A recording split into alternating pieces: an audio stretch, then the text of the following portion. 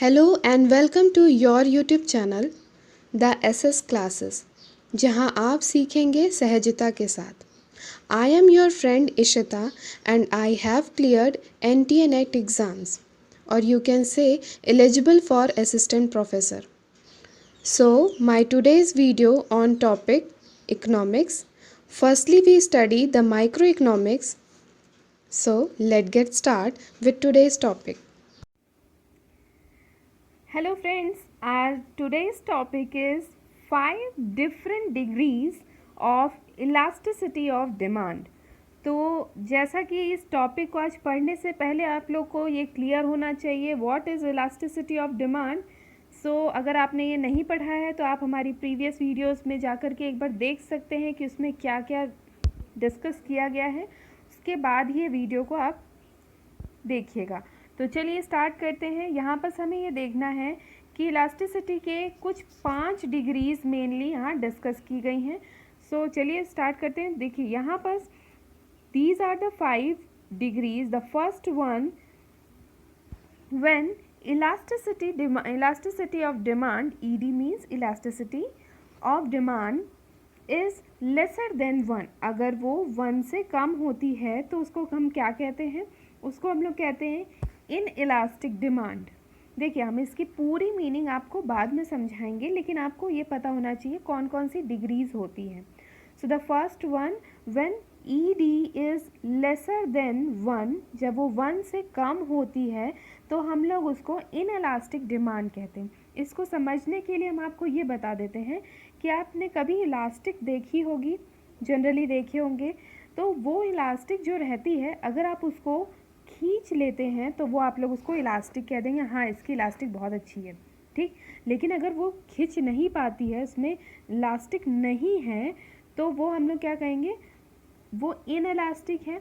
तो जिसमें किसी भी चीज़ की वजह से कोई इफ़ेक्ट नहीं पड़ता या कोई चेंजेस नहीं होते, वो आपने प्रेशर लगा रहे हैं, फोर्स लगा रहे हैं, लेकिन उसमें कोई चेंजेस नहीं हो रहे हैं, तो उसको हम लोग क्या कहेंगे? In elastic. क्लियर है? इसकी वर्ड बाय वर्ड हम मीनिंग बाद में क्लियर करेंगे, लेकिन अभी आप सिर्फ 5 डिग्रीज पढ़ लीजिए। सो चलिए इसमें देखिए नेक्स्ट क्या दिया है। नेक्स्ट इसमें दिया है when ED is equal to 1, ठीक है। और क्या दिया है? When ED is greater than 1, ED is greater than 1, clear. When ED is 0 and when ED is infinity, ठीक है। अगर इन्फिनिटी है तो क्या होगा? सो ये आपके पांचों एक साथ लिख के बता दिए हैं कि क्या क्या चीज़ें होती हैं।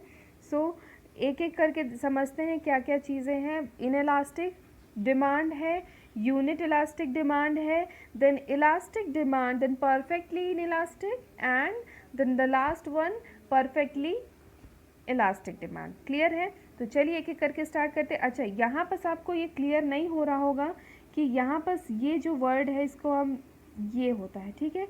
इन्फिनिटी का फॉर्म ये होता है, इस फॉर्म में आप इसको लिखते हैं। So infinity, ED is equal to infinity. So इसको हम लोग कहेंगे परफेक्टली इलास्टिक डिमांड। क्लियर है? तो चलिए स्टार्ट करते हैं। अब इसको पढ़ने से पहले हम आपको थोड़ा सा डिटेल में यही वीडियोस को, मतलब इसी को हम पांचों को, एक डिग्रीज को एक साथ आपका दिखा देते हैं। इसको जब आप इज इक्वल टू, अच्छा ये जो आपके फॉर्म्स हैं ये तो आपको अभी हमने आपको लिख के भी दिखाया था, बट जो इन इलास्टिक डिमांड है इसको आप लोग क्या कह सकते हैं? 0 से ज़्यादा है, 0 नहीं है लेकिन 0 से ज़्यादा है बट 1 से कम है, तो यही लिखा है। और less than unitary elastic demand, less than unitary elastic मतलब 0 से ज़्यादा है बट 1 से कम है। क्लियर है? सो ये आप लोग को देख लीजिए, इसमें कुछ खास नहीं है, यही सारी चीज़ों को डिफाइन किया गया है, ठीक है। अच्छा, अब हम लोग word by word means 1 degree, एक एक डिग्री पढ़ते जाते हैं और फिर उसके हम ग्राफ भी पढ़ेंगे, ठीक है। तो चलिए, the first one, in elastic demand. In elastic demand का मतलब क्या होता है? अच्छा, इन इलास्टिक डिमांड पढ़ने से पहले आपको याद होना चाहिए what is the formula of elasticity of demand. So elasticity of demand का फॉर्मूला क्या था? Change in quantity demanded by change in percentage change in, okay. The percentage change in quantity demanded by divided by percentage change in price।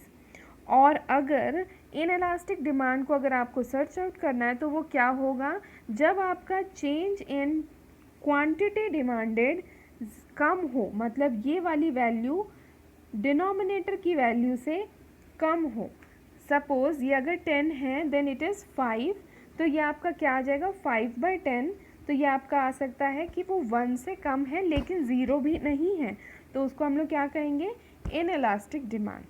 Clear है। अच्छा, अब हम इसका एक graph देख लेते हैं, ग्राफ में क्या कहा जा रहा है। सो ये आप लोग देख रहे होंगे, ये आपका इनइलास्टिक डिमांड, इनइलास्टिसिटी ऑफ डिमांड का कर्व ऐसा होता है। इसको आप ग्राफ वाइज ऐसे शो कर सकते हैं, लेकिन याद रखिएगा ये जो आपने डिमांड कर्व शो किया है इसको आप लोग किस नाम से कहा जा सकता है, इसको आप लोग कहेंगे स्टीपर। ठीक है, steeper demand curve. Steeper demand curve इसलिए क्योंकि ये थोड़ा सा आप लोग देख रहे होंगे थोड़ा स्टैंडिंग फॉर्म में है, लेकिन पूरे तरीके से स्टैंड भी नहीं है। सो ये टिल्ट फॉर्म में है, लेकिन ये स्टैंड मतलब खड़े में ही है। ठीक है, अब हम लोग दूसरा फॉर्म देखते हैं जो कि अब आप लोग इसके बाद देखेंगे। देखिए, अब ये आप लोग पढ़ेंगे यूनिट इलास्टिसिटी। ठीक है, यूनिट इलास्टिक डिमांड, इसका मतलब क्या होता है, जहाँ पर इसको हमने आपको पिछले वीडियो में एग्जाम्पल के थ्रू भी सॉल्व करके बता दिया था। तो चलिए इसमें इसके मीनिंग देखते हैं। इसमें क्या लिखा है, the percentage change in quantity demanded is equal to the percentage change in the price. मतलब यहाँ पर आपका यूनिट इलास्टिक में आपका क्या होना चाहिए, E D is equal to 1। E D is equal to 1 कैसे आ सकता है, जब आपका जो डिनोमिनेटर है मीन्स द ऊपर numerator and the denominator both are same, या आप कह सकते हैं दोनों का सॉल्यूशन करने से हमारा आंसर 1 आए। तो 1 कब आएगा, जब denominator and numerator means the upper one and the lower section both are same. ठीक है, तो ये आप लोग को समझ में आ गया इसकी मीनिंग। तो चलिए अब हम लोग इसके ग्राफ की ओर चलते हैं।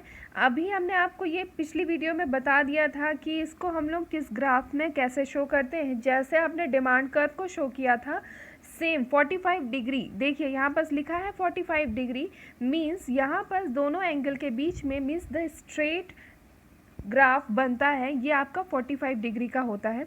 इसको आप लोग क्या कह सकते हैं, इसको आप लोग कहते हैं रेक्टेंगुलर हाइपरबोला। इसको आप लोग इस शेप में भी दिखाते हैं, इसको आप लोग कहेंगे, लिख लीजिएगा नाम, रेक्टेंगुलर, ठीक है, हाइपरबोला। क्लियर है। अब चलिए नेक्स्ट हम लोग इसकी बात करते हैं, नेक्स्ट डिग्री की बात करते हैं जो कि हमारी है इलास्टिक डिमांड। ठीक है, इलास्टिक डिमांड में आप लोग यहाँ देख रहे होंगे कि यहाँ पर आपने देखा कि यहाँ पर ई डी इज़ ग्रेटर देन 1। सो यहाँ पर जो हमारा 1 रहता है 1 से ज़्यादा है आपका ई डी। सो ये कैसे हो सकता है, देखिए यहाँ पर लिखा है इसकी meaning, it means the percentage change in quantity demanded is greater than the percentage change in the price।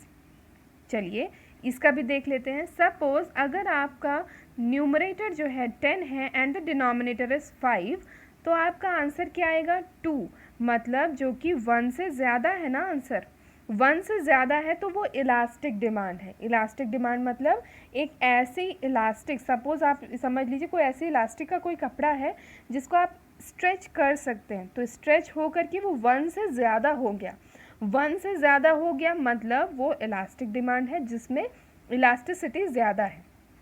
ठीक है, तो चलिए इसका हम लोग ग्राफ की बात कर देते हैं। ग्राफ कैसा होता है, इसका ग्राफ आप लोग कहेंगे फ्लैटर होता है, पूरा फ्लैट भी नहीं होता है। फ्लैट आप लोग अगर देखा जाए तो फ्लैट इस टाइप में होना चाहिए, बट ये फ्लैट शेप में है, ये ना स्टैंड है, ऐसा भी नहीं है, ना ऐसा है, तो ये है कैसा, थोड़ा सा लेटा हुआ है। ठीक है, तो आप लोग इसको क्या कहेंगे, लिख लीजिएगा फ्लैटर। ठीक है, अब नेक्स्ट हम लोग देखते हैं, अब आपका आता है इसमें परफेक्टली इनइलास्टिक डिमांड। आपने इनइलास्टिक डिमांड तो पढ़ लिया, लेकिन परफेक्टली इनइलास्टिक का मतलब ये प्रॉपर तरीके से E D is equal to 0।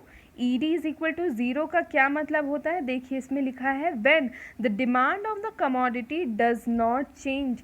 मतलब आपका ग्राफ ये है, लेकिन आप कितनी भी प्राइस रख लें, लिखा है ना, डज नॉट चेंज, मतलब ऐसा, सॉरी, आपका इसमें ये हो जाएगा कि प्राइस कितनी भी हो जाए लेकिन आपकी क्वांटिटी डिमांडेड में कोई चेंजेस नहीं आएंगे। सपोज़ आपके प्राइजेस 2 रुपीज़ हैं लेकिन फिर भी आप इतना ही डिमांड कर रहे हैं, बट अगर आपने इसके 4 प्राइजेस कर लिए तभी भी आप उतना ही डिमांड करेंगे। इसका हम बेस्ट एग्जांपल ये दे सकते हैं, जैसे कि आपके घर में सॉल्ट इस्तेमाल किया जाता है। अब अगर आपको पता चल जाए कि सॉल्ट के प्राइसेस हाई होने वाले हैं या हो गए हैं, तो आप लोग, या लो हो गए हैं, ठीक है, मतलब आप ज़्यादा भी प्राइसेस में कितना भी चेंजेस आ जाएं, चाहे वो ज़्यादा हो जाए चाहे वो कम हो जाए, लेकिन आप सॉल्ट का कंजम्पशन कभी नहीं बढ़ा सकते। आप ऐसा तो नहीं कहेंगे कि आजकल मार्केट में सॉल्ट बहुत सस्ता है तो सब्ज़ी में ज़्यादा नमक डाला करो। ऐसा हो सकता है क्या? बिल्कुल नहीं हो सकता, ठीक है। इसका यही मतलब है कि आपने अपने कंजम्पशन पर उसको इंक्रीज़ या डिक्रीज़ नहीं किया है, ठीक है। सो इसमें आपने क्वांटिटी डिमांडेड पर कितना, आपने प्राइस पर कितना भी चेंज कर लीजिए लेकिन क्वांटिटी डिमांडेड चेंज नहीं होती है, तो इसको हम लोग कह देंगे when ED is equal to 0, तो इसको हम लोग कहेंगे परफेक्टली इनइलास्टिक डिमांड। और इसका हमारा आपने देख लिया ग्राफ कैसे बनेगा, ग्राफ आपका रहेगा इसमें। सो यहाँ पर आप देख सकते हैं कि ये आपका ग्राफ है परफेक्टली इनइलास्टिक डिमांड का। तो इसको आप लोग क्या कहेंगे? इसको आप लोग कह सकते हैं वर्टिकल डिमांड कर्व। क्लियर है? वर्टिकल डिमांड कर्व कहेंगे। तो ये क्या हो गया? Inelastic demand. क्लियर है? तो चलिए अब हम लोग बात करते हैं आपका perfectly elastic demand curve.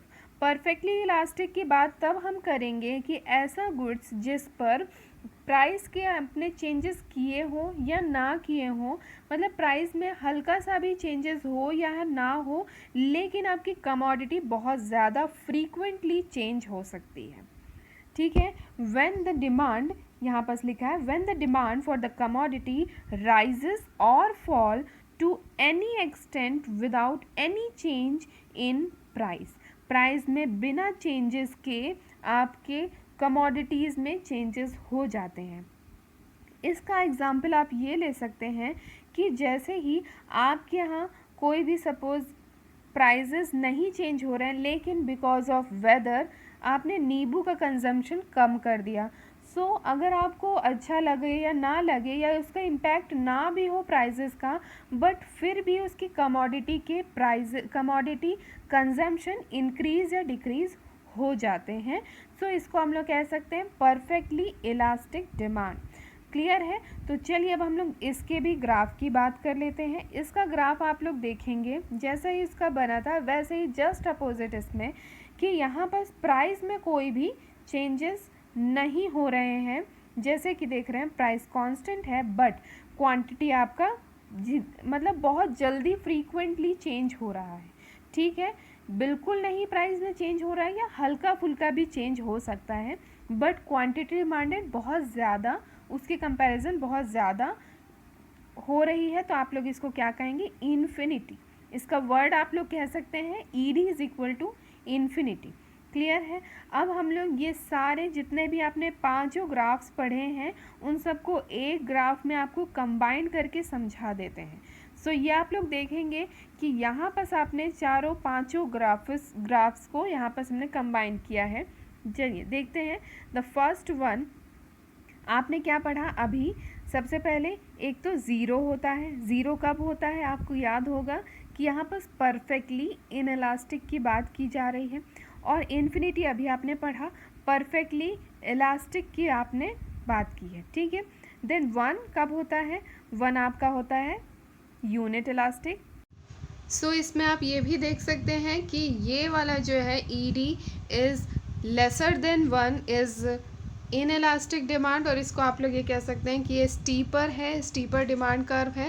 And this is the flatter demand curve जिसको आप कहेंगे ED is greater than one, ठीक है। इसको आप लोग कह देंगे इलास्टिक डिमांड। सो ये आप लोग के 5 डिग्रीज और डिमांड कर्व क्लियर हो गए हैं, ये कंप्लीट हो चुका है। अगर आपको कोई भी डाउट रहे हो तो please ask those questions and इसको आप कमेंट बॉक्स पर अपने डाउट्स दे सकते हैं। अगर ये वीडियो आपके लिए रियली यूज़फुल रही है तो please like this video and share also. और अगर आप चाहते हैं ऐसी ही वीडियो आपको मिलती रहें तो please subscribe this channel and press the bell icon, जिससे हमारी सारी वीडियोस की अपडेट आपको मिलती रहें। Thank you for watching.